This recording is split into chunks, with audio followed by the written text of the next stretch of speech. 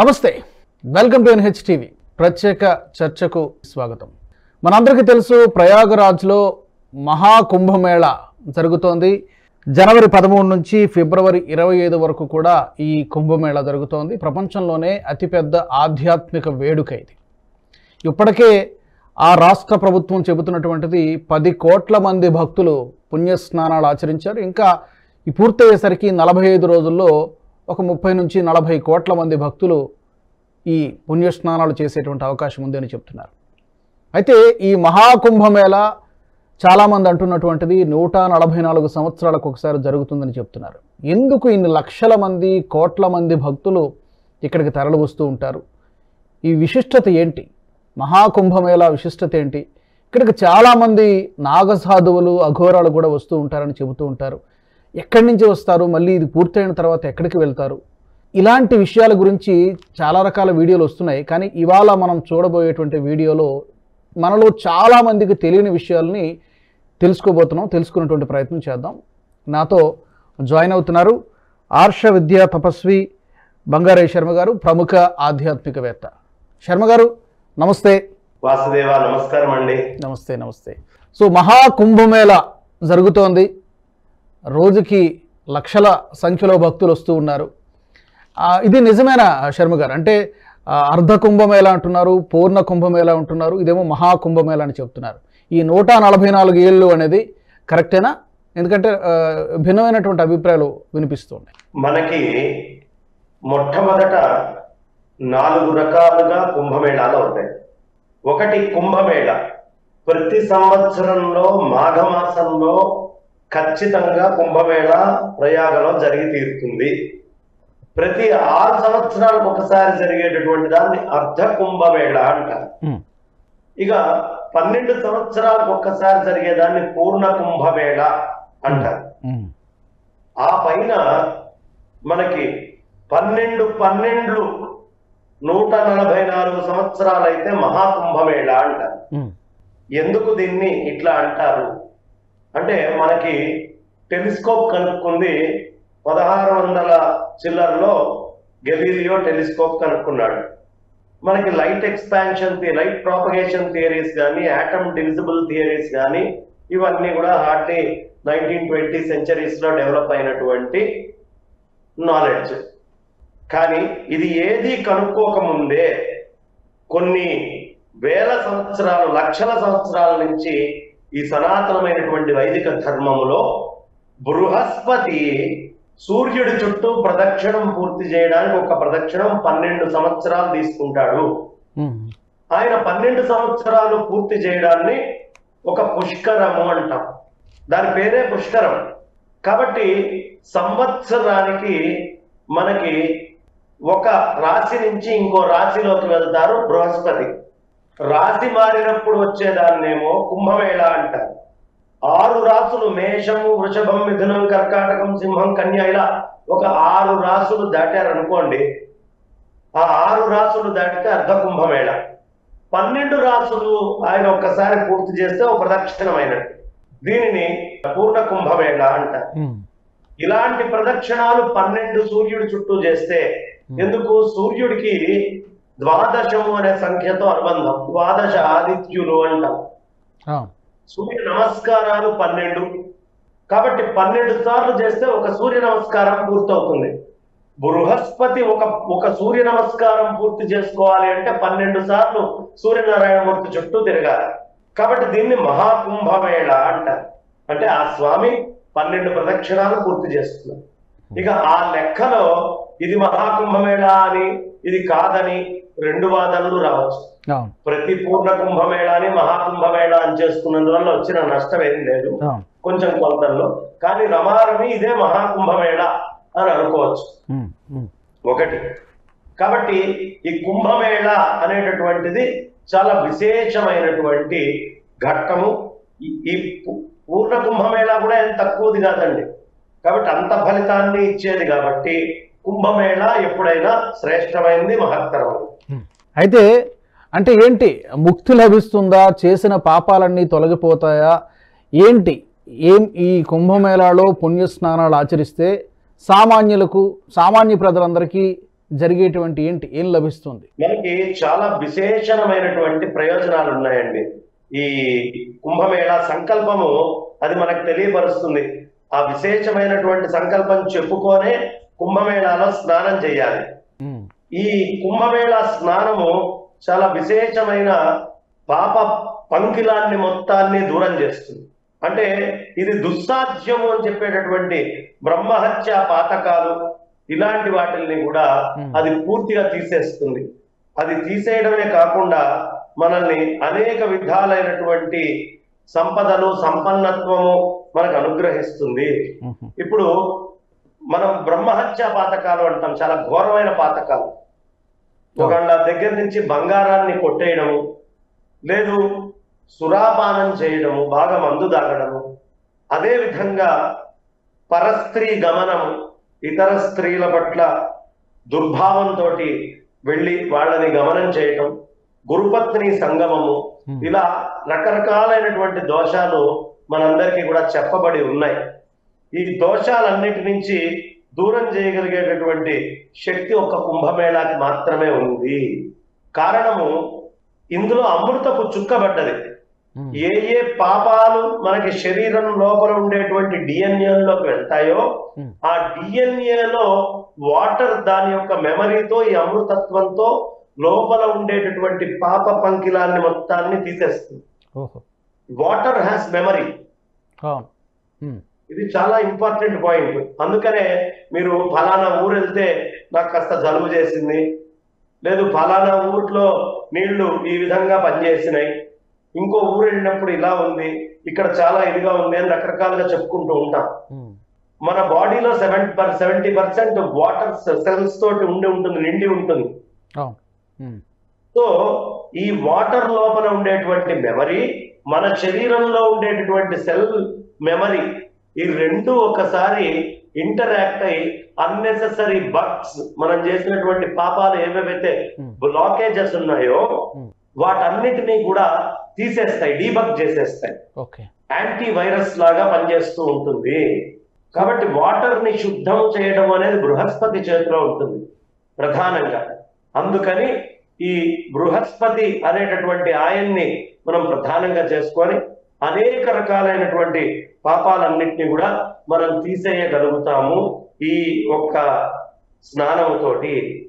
So ఈ పుణ్య స్నానాల ముట్టుకున్నా మనం ముట్టుకోకూడని వస్తువులు ఉంటాయి. కొన్ని జంతువులని ముట్టుకోకూడని కాలంలో ముట్టుకోవడం, ఏదో ఎవరికో అశుచి ఉంటుంది, కాస్త మైలుగా ఉంటారు, ఇంట్లోకి రాకూడదు, మా ఇంట్లో పెద్దవాళ్ళు కాలం చేశారండి, అలాంటి వాళ్ళని తెలియక మనం ముట్టుకుంటాం. ఈ ముట్టుకున్నటువంటి దోషాలన్నిటినీ కూడా ఈ కుంభమేళా తీసేస్తుంది. సో ఈ పుణ్య స్నానాల వెనక లాజిక్ ఇది, సైంటిఫిక్ లాజిక్ ఇది. అయితే చాలా మంది శర్మ గారు ఇది మొదలైనప్పటి నుంచి, మొదలు కావడానికి కొన్ని రోజుల ముందు నుంచి కూడా ఈ నాగ సాధువుల గురించి, అఘోరాల గురించి అక్కడికి వందల సంఖ్యలో వస్తూ ఉంటారని చెబుతుంటారు. మనం కూడా న్యూస్ ఛానల్స్లో, పత్రికల్లో, టీవీ ఛానల్స్లో మనం చూస్తూ ఉన్నాం. ఎక్కడి నుంచి వస్తూ ఉంటారు వీళ్ళు? తర్వాత మళ్ళీ ఇది అయిపోయిన తర్వాత అసలు ఎక్కడ కూడా కనిపించరని చెప్తుంటారు. ఒకేసారి అక్కడ ప్రత్యక్షం అవుతారు, తర్వాత అదృశ్యం అవుతారని చెబుతూ ఉంటారు. ఏంటి అసలు ఎక్కడి నుంచి వస్తారు వీళ్ళందరూ కూడా? ప్రత్యక్షము, అదృశ్యము ఈ శబ్దాలు మనం పెద్ద వాడక్కర్లేదు. వాళ్ళు వాళ్ళ సాధన శిబిరాలు ఉంటాయి కొన్ని. ఆ సాధనా శిబిరాల్లోకి వెళ్ళి బాహ్య ప్రపంచంతో సంబంధం లేకుండా, మీరు నాసిక్ లోకి వెళ్తే గుహల్లో కొంతమంది ఉంటారు, అదే గుప్త గోదావరి లాంటి ప్రదేశాలకి మనం వెళ్తే అక్కడ కొంతమంది సాధువులు ఉంటారు, హిమవత్ పర్వత శ్రేణువుల్లో కొంతమంది సాధువులు ఉంటారు, నర్మదా నది తీరంలో కొంతమంది సాధువులు ఉంటారు. వీళ్ళు విడప్పుడు బయటికి రాకుండా అనుష్ఠాన ప్రధానంగా జీవనం గడుపుతూ ఉంటారు. వాళ్ళందరూ కూడా ఈ కుంభమేళా వచ్చేటటువంటి సమయానికి ఎదురు చూస్తూ బయటికి వచ్చి స్నానపానాదులు చేసి వాళ్ళ అనుష్ఠానాలు, వాళ్ళ తపస్సులు, వాళ్ళవేవో అక్కడ చేసుకొని మళ్ళీ వెళ్ళిపోతూ ఉంటారు. 100కి చాలా శాతం మటుకు యోగ్యమైన సాధువులు వస్తారు. కొంతమంది అప్పటికప్పుడు రకరకాలుగా రావడం కూడా జరుగుతూ ఉంటుంది. కానీ యోగ్యత ఉన్న సాధువులు చాలా మంది ఖచ్చితంగా కుంభమేళాలో ఉంటారు. అంటే కేవలం మహాకుంభమేళాలోనే ఈ మిగతా అప్పుడప్పుడు మీరు చెప్పినటువంటి ఈ పూర్ణ కుంభమేళ, అర్ధ కుంభమేళ వాటికి కూడా వస్తూ ఉంటారా సాధువులు? ఉత్త కుంభమేళాకు కూడా రావచ్చు, పూర్ణ కుంభమేళాకి అర్ధ కుంభమేళాకు కూడా వస్తారు. వాళ్ళు ఈ గ్రహస్థితుల్లో ఈ మార్పులు వచ్చినప్పుడల్లా వాళ్ళు చేసేటటువంటి సాధనలో ఉండేటటువంటి బ్లాక్స్ ఏవైతే ఉంటాయో వాటిని తీసేసుకుంటారు. ఇలాంటి మహాత్ములు వచ్చి స్నానం చేయడం వల్ల నీళ్లు కూడా ఆనందపడి వాటిని పవిత్రంగా భావిస్తాయి. సాధన చేసేటటువంటి సాధకులు, యోగులు, తపస్సంపన్నులు ఎప్పుడు వస్తారా అని ఎదురు చూస్తారు. వాస్తవానికి ఈ నాగ సాధవులు గాని, ఈ మహామండలేశ్వరులు గాని, వీళ్ళందరూ కూడా ఈ బైరాగి రూపంలో ఉండేటువంటి వాళ్ళు కానివ్వండి, వీళ్ళందరూ కూడా శంకరాచార్యులు, ఆదిశంకర భగవత్పాదాచార్యుల వారు 4 దిక్కుల్లో 4 ఆమ్నాయ పీఠాలని స్థాపించి ఈ ధర్మాన్ని రక్షించడానికి సైన్యం కూడా అవసరము. సైన్యము అంటే మామూలుగా మనం డబ్బులు ఇచ్చి వాళ్ళని మెయింటైన్ చేస్తే నెల జీతం రాకపోయేటప్పటికి ఆ సైన్యం వెళ్ళిపోతారు. అలాంటి సైన్యం కాదు, సమస్తాన్ని వదిలిపెట్టి త్యాగమే జీవితంగా గడిపేటటువంటి సైన్యం దీనికి ఉండాలి అని ఈ అఖాడాల్ని గాని, ఈ లోపల ఉండేటువంటి సైన్యాన్ని, నాగసాధువుల్ని గాని వీళ్ళందరినీ తయారు చేసినటువంటి మహాత్ములు ఆదిశంకరాచార్యులు వారు. ఎంత గొప్పవారయ్యా ఆదిశంకర భగవత్పాదాచార్యులు వారంటే, ఇటు పీఠాధిపతుల్ని వారే చేశారు, దశనామి సంప్రదాయాన్ని వారే తీసుకొచ్చారు. అదే విధంగా ఈ నాగసాధువుల్ని వీళ్ళందరినీ ఇక్కడ ధర్మాన్ని కాపాడటానికి పెట్టింది వారే. ఎప్పుడో వారు 1000 సంవత్సరాల క్రితము, అంతకు ముందు ఎప్పుడో ఆయన చేసినటువంటి దాని ఫలితం ఎంత గొప్పదయ్యా అంటే ఈ రోజు కూడా దాని ఫలితాన్ని మనం చూడగలుగుతున్నాం.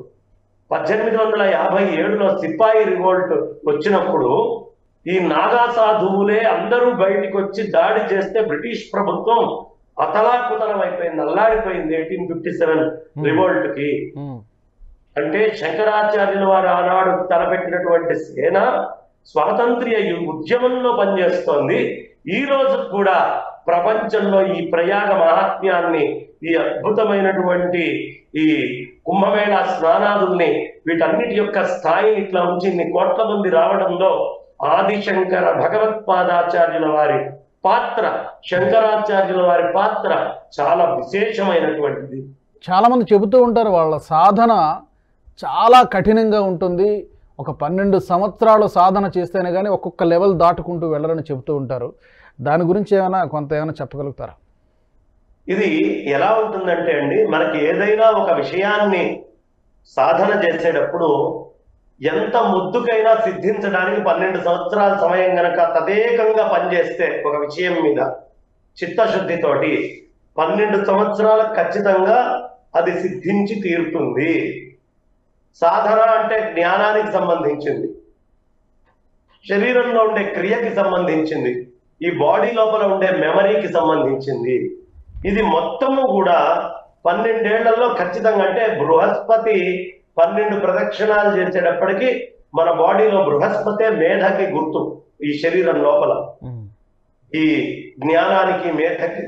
కాబట్టి 12 సంవత్సరాలు సాధన చేస్తే ఒక సిద్ధి వస్తుంది.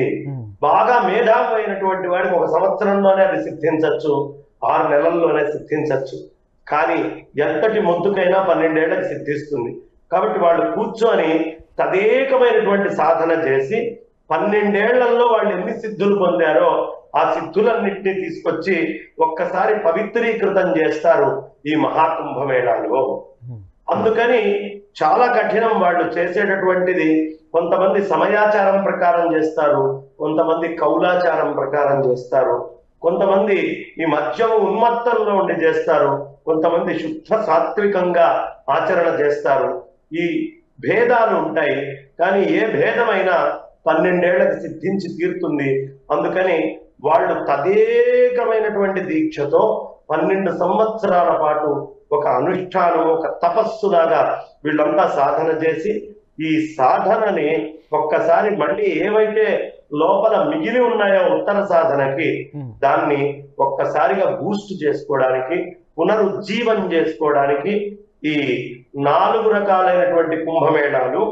4 రకాలు అంటే ఇదే కాదండి, హరిద్వారు, నాసిక్, ఉజ్జయిను, అట్లాగే ప్రయాగ ఈ నాలుగిట్లో కుంభమేళా జరుగుతుంది. ఈ నాలుగిట్లోనూ అమృతం చుక్కలు పడ్డాయి కాబట్టి కుంభమేళా జరుగుతుంది. అందుకని ఈ నాలుగిట్లో వాళ్ళు సాధన చేస్తూ ఉంటారు. ఓకే. అయితే శర్మ గారు, అఘోరాలు కూడా చాలామంది అక్కడికి వస్తూ ఉంటారు, మనం కూడా చూస్తూ ఉంటాం. ఈ నాగసాధువులు అఘోరాలు ఒకటేనా, లేకపోతే వేరు పద్ధతులు వేరు సాధనలు ఉంటాయా ఏంటి? ఈ ఇద్దరికి సాధనల్లో మార్పు ఉంటుందండి. ఈ అఘోరాలు కొంచెం ఎక్కువ కూడా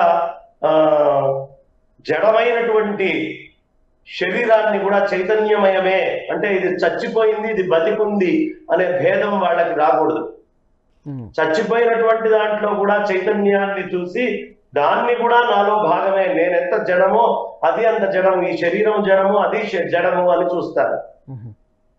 ఇక నాగసాధువులు మూలాధార చక్రం నుంచి శక్తిని ఉత్తేజనం చేసి ఆ ఉత్తేజనం చేసినటువంటి శక్తిని సహస్రారం దాకా మెల్లిగా ఒక్కొక్క చక్రం నుంచి దాటించుకుంటూ తీసుకుంటూ వెళ్తారు. వీళ్ళకి మంత్ర ప్రధానంగా ఉంటుంది అఘోరీలకి, అదే విధంగా తంత్ర ప్రధానం, క్రియ కూడా వీళ్ళకి చాలా ప్రధానం అయి ఉంటుంది. వీళ్ళకి యోగ ప్రధానంగా ఉంటుంది, జ్ఞాన ప్రధానంగా ఉంటుంది నాగసాధువులకి. అయితే చాలామంది వీటి యొక్క విశిష్టత తెలియనటువంటి వాళ్ళకి ఇప్పుడు సుమారుగా అక్కడ రాష్ట్ర ప్రభుత్వమే 5,600 కోట్ల రూపాయలు ఖర్చు పెడుతున్నట్టుగా చెబుతున్నారు. కేంద్ర ప్రభుత్వం కూడా సుమారుగా 2,100 కోట్ల రూపాయలు ఖర్చు పెడుతున్నారు ఈ 45 రోజుల ఈ ఆధ్యాత్మిక వేడుక కోసం, ఈ మహాకుంభమేళ కోసం. ఇన్ని వేల కోట్ల రూపాయలు ఖర్చు పెట్టడం అవసరమా, ఏమొస్తుంది అనేటువంటి వితండవాదం, లేకపోతే ఇలాంటి ప్రశ్నలు వేసే వాళ్ళు కూడా ఉన్నారు. ఇలాంటి ప్రశ్నలు వేసే వాళ్ళకి మీరేం సమాధానం చెప్తారు?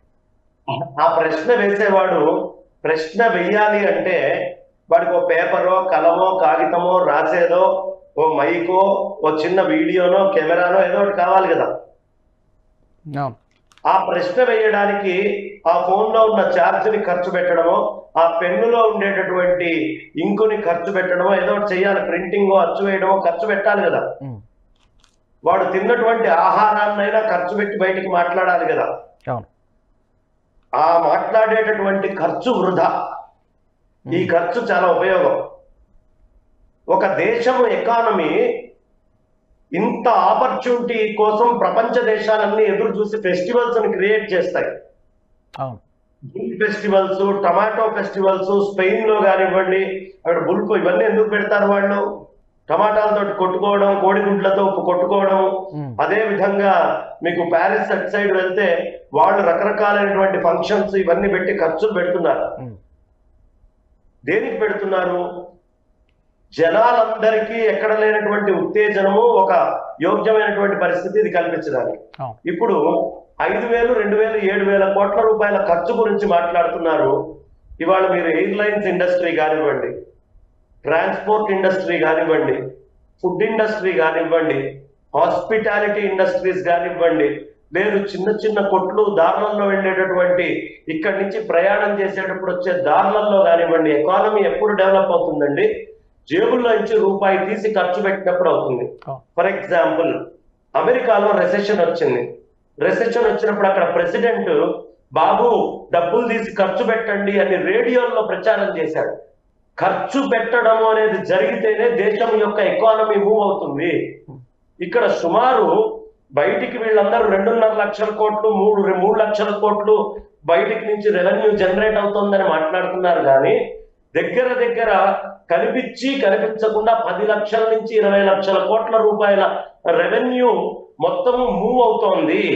ఈ జరుగుతున్నటువంటి రెవెన్యూ మొత్తము ఎంతమంది బీద వాళ్ళకి ధనం చేరుతోంది, ఎంతమందికి ధనం ఇటు నుంచి అటు ట్రాన్స్ఫర్ అవుతోంది, రకరకాల మనీ ట్రాన్సాక్షన్స్ ఎలా అవుతున్నాయి.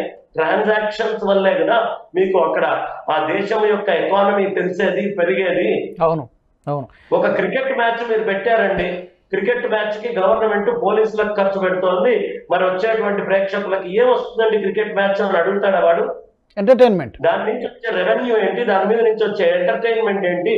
మీకు మామూలు ఎంటర్టైన్మెంట్, ఇది మాకు స్పిరిచువల్, ఇహలోకాన్ని పరలోకాన్ని ఇస్తుంది, ఇది మా విశ్వాసం.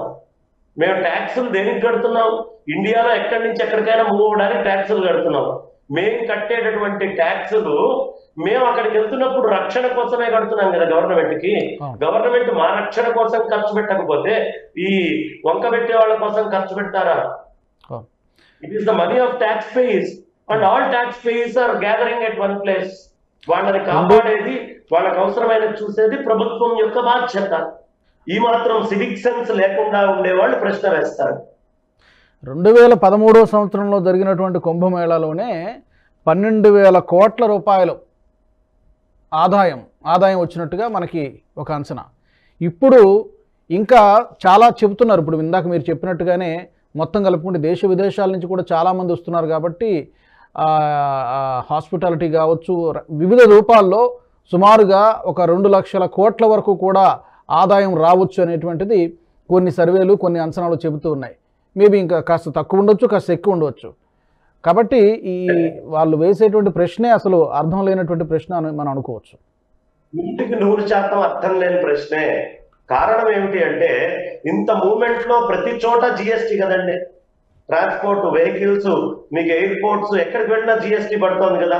ఇన్ని లక్షల కోట్ల రూపాయల టర్న్ ఓవర్ లో నుంచి వచ్చేటటువంటి మా ఆనందానికి ఆనందము, మళ్ళీ మా ధర్మానికి ధర్మము, మేము కట్టేటటువంటి జిఎస్టీ ఇప్పుడు తీసుకొని వచ్చేది ఈ ధర్మం వల్ల మిగతా ధర్మాలకు సంబంధించిన వాళ్ళకు కూడా డబ్బులు వెళ్తున్నాయి. అఫీషియల్ గా గవర్నమెంట్ ఖాతాలో చేరుతున్నాయి, అనఫీషియల్ గా వాళ్ళు పెట్టుకునే బిజినెస్ లో కూడా చేరుతున్నాయి. ప్రత్యక్షంగా ఇది తెలివి తక్కువ వాళ్ళు మాట్లాడేటటువంటి చాలా తక్కువ బుద్ధి జాతి ఉండి అసలు ఎకనామిక్స్ అంటే ఏంటో తెలియకుండా ఊరికినే ఓ మాట మాట్లాడడము అనేది బట్టగాలి చౌతల మీద పడేసాయి అనేటటువంటి వాళ్ళు మాట్లాడే అజ్ఞాన భరితమైన పిచ్చి కూతలు ఇవి. చివరిగా ఈ 45 రోజుల్లో ఎన్ని కోట్ల మంది భక్తులు ఇక్కడికి వచ్చేటువంటి అవకాశం ఉంది? ఒక్కొక్కరు ఒక్కొక్క నెంబర్ చెబుతూ ఉన్నారు. మీకున్నటువంటి అవగాహన మేరకు ఎన్ని కోట్ల మంది భక్తులు సందర్శించేటువంటి అవకాశం ఉంది, పుణ్యస్నానాలు చేసేటువంటి అవకాశం ఉందంటారు? ఒక అమెరికా దేశం అంతా వచ్చి స్నానం చేసి వెళ్తుంది.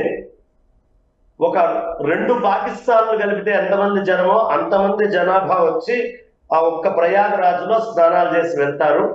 ఇప్పటికే 10 కోట్లు దాటింది. ఇంకా శివరాత్రి దాకా టైం ఉంది. రేపు ముందు షాహీ స్నానము, మనకి అమావాస్యకు గాని శివరాత్రికి గాని ఉన్న షాహీ స్నానాలకి ఇంకా ఇప్పటికే రష్ పెరుగుతూ పోతోంది. మొదటి రోజు నుంచి తీసుకుంటే ఇవాళ ఇంకా ఇంకా ఇంకా ఉధృతంగా పెరుగుతూ పోతోంది. ఇంకా పీఠాధిపతులు, ధార్మిక వరేణ్యులు అందరూ కూడా అక్కడికి వస్తూ ఉన్నారు. వాళ్ళ శిష్యులందరూ వాళ్ళ గురువులు ఎప్పుడు వస్తారా అని ఎదురు చూస్తున్నారు. అనంత శ్రీ విభూషితులు శృంగేరి దక్షిణాంనాయ శారదా పీఠాధీశ్వరులు శ్రీ శ్రీ శ్రీ విధుశేఖర భారతీ స్వామి వారి ఉత్తరాధికారి శృంగేరి జగద్గురు మహాసంస్థానం వారు కూడా రేపు 25వ తారీఖు అక్కడికి వెళ్తున్నారు. మన దక్షిణాదిని మొత్తాన్ని రిప్రజెంట్ చేసేటటువంటి జగద్గురువులు 18th సెక్టార్ లో శంకరాచార్య మార్గులో వారు ఉంటున్నారు.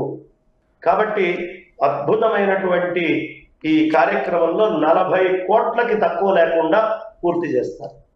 చాలా అద్భుతమైనటువంటి కార్యక్రమం. చివరగా ఈ అరుదుగా జరిగేటువంటి ఆధ్యాత్మికమైనటువంటి కార్యక్రమం ఘట్టం కాబట్టి హిందువులందరికీ మీరు చెప్పేటువంటి మాట ఏంటి? అయ్యా, ఇది చంద్రుడు, సూర్యనారాయణమూర్తి, బృహస్పతి, అదేవిధంగా ఇంద్రుడి యొక్క కుమారుడైనటువంటి వాడు, ఈ నలుగురు కూడా దీంట్లో చాలా మటుకు జయంతుడు, వీళ్ళు పాత్రధారులు. మోహిని అవతారం వచ్చినప్పుడు స్వామివారు అమృతాన్ని తీసుకొని ఆ అమృతాన్ని జాగ్రత్తగా తీసుకెళ్ళాలి అని చెప్పి శనికి జయంతుడి చేతికి ఇచ్చి జయంతుడు తీసుకెళ్తున్నాడు, అది కాపాడాల్సిన బాధ్యత నీది అని చెప్పారు. చంద్రుడికి కలశాన్ని రక్షించమని చెప్పారు. అదేవిధంగా అది విరిగిపోకుండా ఉండేట్టు సూర్యనారాయణమూర్తిని చూడమన్నారు. బృహస్పతి రాక్షసుల కంటపడకుండా, రాక్షసులకి దక్కకుండా ఆయన యొక్క దీంతో కాపాడమని చెప్పారు. ఈ నలుగురు కలిసి తీసుకొస్తున్నప్పుడు 4 చుక్కలు మనకి భూమి మీద పడడం జరిగింది. కాబట్టి అమృతాన్ని స్వర్గంలో చూడగలం. మళ్ళీ అమృతాన్ని చూడాలి అంటే ఈ 45 రోజుల ప్రయాగలో మాత్రమే సాధ్యం అవుతుంది. కాబట్టి ఆ అమృత బిందువులు పడేటటువంటి కాలం కాబట్టి చాలా నిబద్ధతతోటి వెళ్ళండి. హిందుత్వం అంటే ఎంత క్రమశిక్షణ మనకు చూస్తే అర్థమవుతుంది. 10 కోట్ల మంది వెళ్ళినా ఇంత చిన్న విషయం జరగకుండా చాలా జాగ్రత్తగా చూసుకుంటూ ఉన్నారు. అన్ఎక్స్పెక్టెడ్ గా ఓ చిన్న ఫైర్ యాక్సిడెంట్ జరిగినా కూడా అప్పటికప్పుడు సిబ్బంది సంసిద్ధమయ్యారు. అదే విధంగా నీళ్ల లోపలికి 140 అడుగుల లోతున్నా కూడా వెళ్ళి అక్కడ పరిశీలన చేయగలిగేటువంటి యంత్రాలు మోస్ట్ మోడర్న్ సోఫిస్టికేటెడ్వి పెట్టారు. శరీరంలో ఓపిక శక్తి ఉన్న అందరూ కూడా ఖచ్చితంగా అక్కడికి వెళ్ళి తీరండి.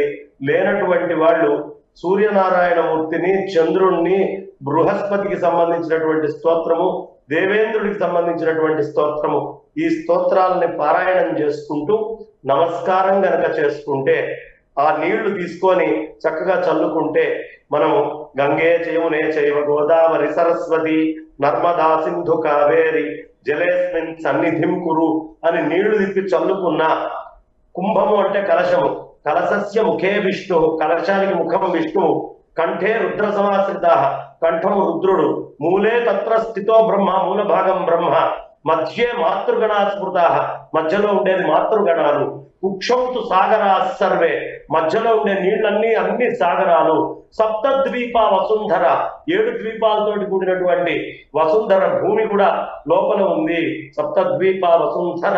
కాబట్టి ఇవన్నీ కూడా ఆ కలశంలో ఉన్నాయి. ఆ కలశాన్ని ముందర పెట్టుకొని ఆ ప్రయాగంలో ఉండేటువంటి మాధవుణ్ణి, అదే విధంగా ఆ వేణి మాధవుణ్ణి తలుచుకుంటూ ఆ గంగా యమున సరస్వతిని తలుచుకుంటూ నీళ్లు తీసుకొని అవి ప్రోక్షణైనా ఖచ్చితంగా బ్రాహ్మీ ముహూర్తంలో చేసుకుంటే పుష్కర స్నానం చేసిన ఫలితం వస్తుంది. లేదా పుష్కరం నుంచి ఆ నీళ్లు ఎవరైనా తీసుకొచ్చినా దాన్ని మామూలు నీళ్లలో కలిపి వేసుకోండి. నిబద్ధతగా అందరూ ఈ 40 రోజులు ఆనందంగా చేసుకోండి. దీన్ని కల్పవాస దీక్ష అంటారు. అక్కడ నా మండల దీక్షగా కల్పవాస దీక్ష చెయ్యాలి అని మనందరికీ చెప్తారు. కాబట్టి ఆ కల్పవాస దీక్ష మనం అందరము జాగ్రత్తగా అక్కడ చేయకపోయినా ఇక్కడ ఇంట్లోనే ప్రయాగలో ఉన్నాం అనుకోండి, గురువు యొక్క చరణాలకి నమస్కరిస్తే ప్రయాగ వెళ్ళినట్టే. అది శంకరాచార్యులు వారు చెప్పారు. కాశీ క్షేత్రం శరీరం త్రిభువన జనని వ్యాపిని జ్ఞానగంగా భక్తి శ్రద్ధ గయేయం నిజ గురుచరణ ధ్యాన యోగ ప్రయాగ.